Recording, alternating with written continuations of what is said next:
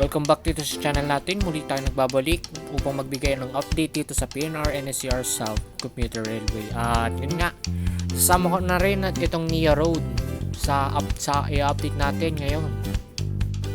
Sakay nga pala ako ngayon ng sasakyan ng pamilya namin. At yun nga, nakatsyempo ako na makapag-video ng ginagawa dito sa Nia Road ng NSCR.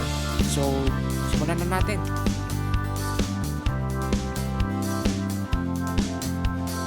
So yan, nandito tayo sa Putol Street at yun nga, nawala na dito yung mga heavy equipment na nakaparada nung nakarang buwan.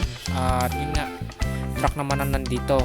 Tapos doon naman sa dulo ay lumawak na yung bakod.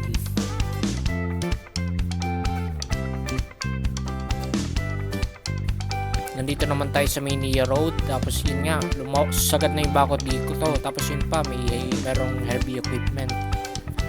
Sinagad na yung bakod dito kasi nga 35 meters ang alam ko na kailangang sasakupin ng NSCR. Kasi nga kasama pa yung freight truck tsaka temporary truck ng PNR. Yun nga, kaya sinagad na dito ang bakod.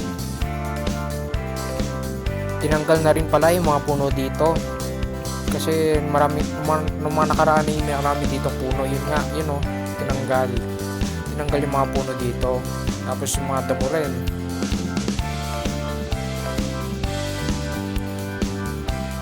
May mga puno pa rin pala dito. Tatanggalin din yan sa mga susunod na araw.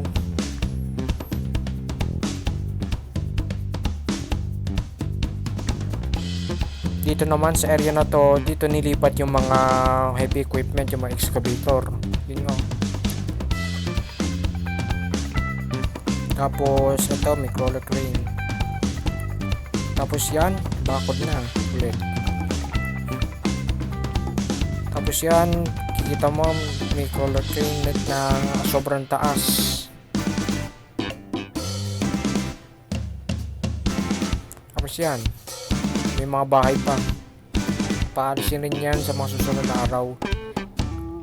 So yan, maraming salamat sa panonood. Huwag niyo kalimutan mag-like, share, at subscribe sa ating YouTube channel para lagi kami updated.